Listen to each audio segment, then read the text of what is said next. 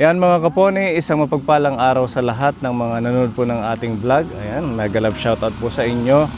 At kumusta ang ating araw, ang panahon sa lugar ninyo? Pa-comment down below kung ano po ang sitwasyon ng inyong lugar. Dito sa amin, ngayon lang po naghinto ang pag-ulan. Ayan, panibagong araw na naman po, panibagong misyon ng ating pagsasamahan. Siyempre, nagagawa natin itong pagtulong dahil po sa mga sponsors na laging kapartner natin sa pagtulong. Ang ating mga solid na mga kaponi na hanggang ngayon ay patuloy tayong ginagabayan, tinutulungan para ma-continue yung ating mga pagtulong at pag-reach out dito sa Eastern Samar. Yan, maraming salamat at papunta tayo ngayon sa Maybukog, Eastern Samar. Meron po tayong isang senior na bibisitahin para mahandugan ng pagmamahal. At kasama ko pala si Ate Ruby at saka si Pepa. Ayan, bago tayo dumiretso, meron po tayong natanggap na blessing kanina galing kay Tita Bebelin. Ayan, Ate Ruby. Blessings, thank you so much, Tita. Meron love gifts si Tita Bebelin. Happy New Year, Tita Bebelin. Salamat po dito sa bigay niyong pa-New Year sa amin. God bless, Tita Bebelin. Lagi pong mag-ingat. Pepa, para sa'yo. Meron din si Pepa George. Thank you po, Tita Bebelin, sa binigay niyo pong pagmamahal sa amin. God bless po, mag-ingat po lagi. Thank you. Salamat, Tita. God bless. Kayo ang gabay, biyayang tunay, sa puso't gawa sa Diyos nakatuon ang tagumpay. Sa bawat scholar na may pangarap, sa pamilyang muling bumangon sa hirap. Dahil sa mga sponsors na tapat, sila'y nagtutulungan pagigbigay sapat. Sa inyong pagmamahal at malasakit, tagumpat ng Pony Aldi Channel ay makakamit. Hindi lang tulong kundi salita ng Diyos ang siyang binabahagi sa bawat tinig at kilos. Kayo ang sagot sa aming panalangin, liwanag sa mundong dumidilim, pag-ibig at pag-asa ang dala. Lahat ng kaponi sumasaya sa bawat hakbang, sa bawat aral. Kayo'y isang daan tungo sa buong may kapal.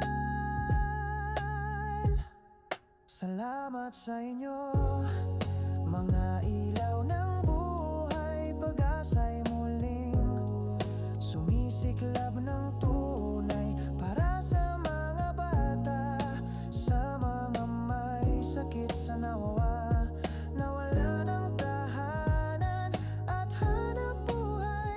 Kayo ang gabay, biyayang tunay, sa puso't gawa sa Diyos nakatuon ang tagumpay. Nasa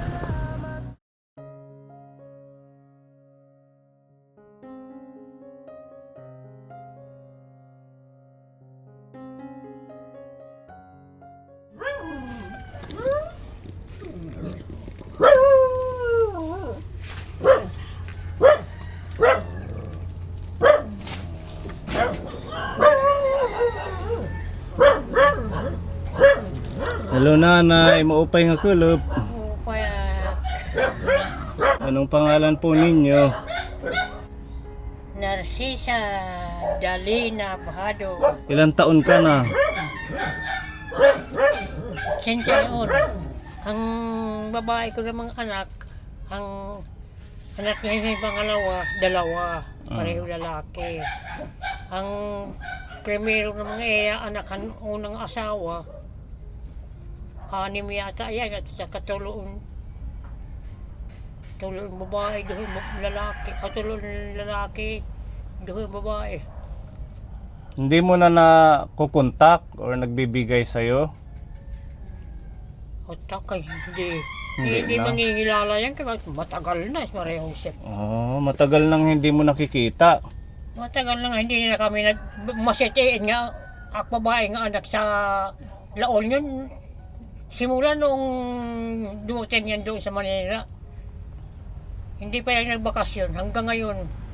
Hanggat ito, matanda na ako, wala na.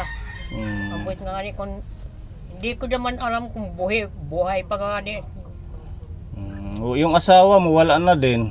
Ay, sus, matagal na naman. Doon sa Maynila kamatayan. Kaya pala mag-isa na lang kayo dito. Kumusta ang buhay-buhay ninyo? Gano'n. Ay, naghahanap buhay doon sa Maynila. Nasa Maynila man kami, buhay pa nakasawa. Dati nasa Maynila kayo. Ini yung panganay niya at lalaki. Dahil aking pinagagalitan nga. Naghinig daw ang kanalang kuno. Nakahiga ka na lang. Oo, nakahiga ka na lang lagi.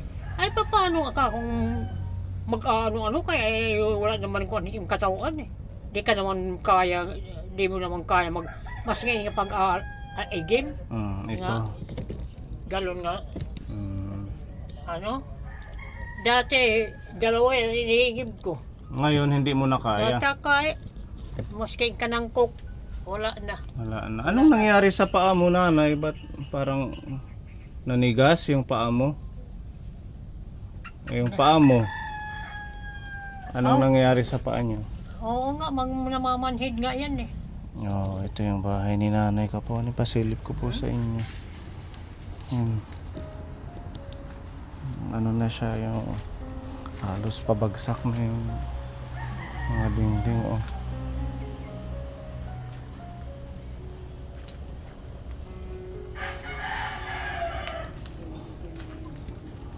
Paano ho yung pagkain ninyo? Sino ang nagluluto? Ito ang mga apo ko. Meron kang apo dito? Oo. Ilan? Apat yan eh. Dalawa ng binatilyo eh. Sila yung nagbibigay sa'yo ng pagkain? Oo. Pag may ano ako, Mm. binibigyan ko rin sila kay siyempre nakain madama ako. Hindi mo na kayang lumakad? Hindi na. Wala na, dito na lang kaya lagi siyang nakahiga Kapone. Paano nga, hindi na po niya dyan sakit at pag taas at edad. Kay Kalungkot naman mag-isa edad, lang siya Kapone. 81 pumalit kompleto. At pumalit 82 Abril. Sana mapanood to ng anak mo. Kasi matagal na kayong hindi nagkikita pala. Hindi gait magpeko ano kay di man kami bago pa lang ako nga na uwi dito. Ano, nagkakakuntakan kami ng cellphone. Ilang taon na? Ang anak ko, Hindi, yung mula nung nagkukuntakan kayo. aba tagal na siguro at Mga 20 years, ganon. maaari. Mga ganon. Anong pangalan niya? Erlinda Si Erlinda Bahado. Garcia, anak pala yun asawa. Inaabot-abutan na lang siya ng pagkain ng mga apo niya dito. Ate Esther. So kilala niyo si Nanay Sisay? Oo. Minsan nga, dinalhan ko yan dito ng kados ata yan. Dinalhan ko ng spaghetti at saka yung twisted bread. Pinakain ko sa kanya. Sabi niya, sino ka? Sabi ko, si Esther po. Kasi may nag-message po sa akin na ayun nga, sana daw mabisita siya dito kasi nakakaawa yung kalagayan niya. Dito sa May Bukog, isa siya sa matandang walang masyadong Walang nag-aalak. pagkain. Talaga pagkain. Tsaka wala na rin pala yung anak niya na isa. Patay na. Yung may awit siya. Buti na lang bibigyan-bigyan nyo din. Minsan kasi bantay kami dyan sa dito sa sementeryo. Kayo yung caretaker dito sa cemetery. Tatlo kami. Tapos may nagbigay sa amin ng sabi niya, i-snack niya. Sabi ko sa kanya, ibigay na lang natin sa matanda. Sabi niya, sige. Right, binigay ko na lang dyan. Ang sabi nga sa akin, sa loob daw ng sementeryo. Dito pala sa gilid. Sa labas ng sementeryo yung kanyang tahanan. Thank you po Ate Esther, no? At least natutulungan nyo rin siya. Kahit man mahirap yung sitwasyon. At least may mga ibang nagbibigay. Meron din, Meron din yung dyan, nagbibigay din sila ng yung almusal, pang-almusal, kape at saka tinapay. Kasi yung mga apo niya dito, mga bata pa. Mga bata pa. Wala mga pang lalaki. trabaho. Kaya talagang mahirap yung sa pagkain din nila.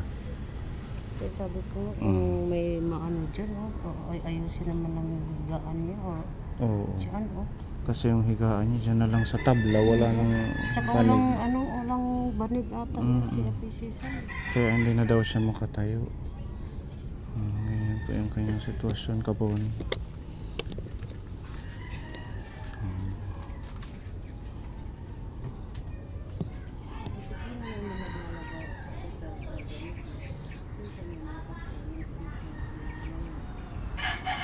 Ano po? Yung naglalabas sa mga gamot niya, sabi ko. Hmm. Sabi niya, huwag man sabi ng mga apo ko. Yung mga apo niya, pinaglalabas siya. Oh, yero, delikado pag nadikit yung balat. Dalawa lalo pa lang ang anak ko. Ano pakabuhayan una? Ay, naghahanap buhay yan. Tatanimin kamuti, tatanimin gaway, tatanimin doon sa Maynila. Ang hanap buhay ko, hindi na mabakantamba hanap buhay ko. Kaano lang yung pulo bilang hanap buhay kay labandera, plasnadera. Tulong-tulong na pagkukuhan ng mga kuhan. Yan, mga katulong nga nagluluto na ang pangaunon. Kaya sabi ko nga, ang laki ng pinagbaguhan ko ng aking kuhan. Talaga, maski pag-ihi na bisa na di na nakaka-uwi pa may shirt. Diba? Na siring mo kamakaluluko yung anakan hindi na krominos kaya wala may nga magkuhan isa ka mga apo, mga kuampa masyadong mga piluso po ibang anak talagang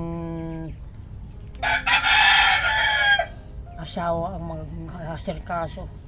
Ang asawa ko walang ayaw kung walang isaysinta ang edad magkaedad doon sa Manila naman tayo. Tingnan niyo yung sahig ni nanay, basang-basa. Umuso ang mga, kahit may mga asawa, nagpupunta rito, pupunta doon sa Maynila.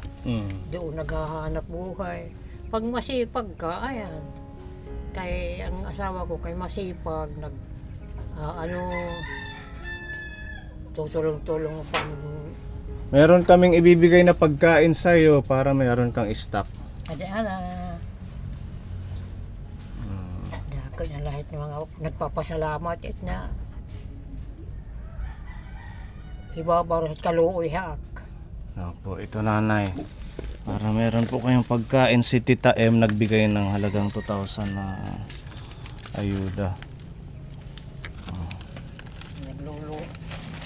Pagluto, hindi na ako nagluluto. Apo ko nagluluto. Ay, yung apo mo na lang. Oo, wala na. Matagal na. Ipaluto mo na lang. Gatas. Oatmeal. Nandito yung biskwit. Kayo na po ang bahala at saka ibang pagkain. Ano nga? Oatmeal. Oatmeal. Gatas naman.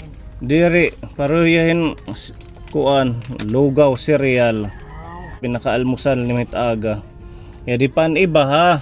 May mga biskwit para makapag-snack ka, Skyflakes at saka mga timplahin ka po ni mga noodles. Tsaka may bigas ya di nanay. Kadto na la dito pa.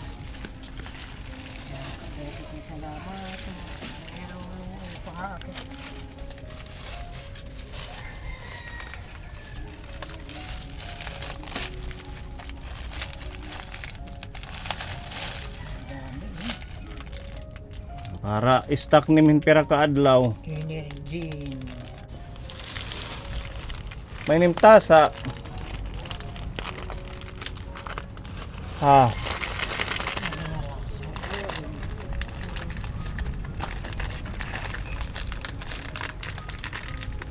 Walang tubig mainit.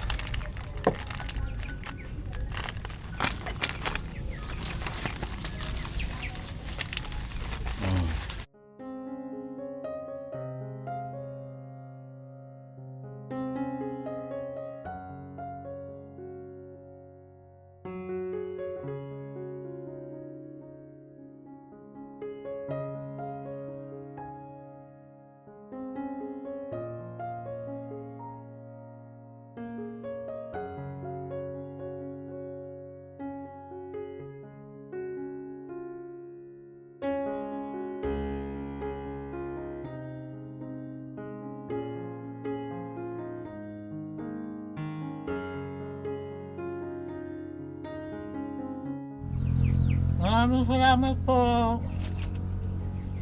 Ang mga bigay niyo sa akin.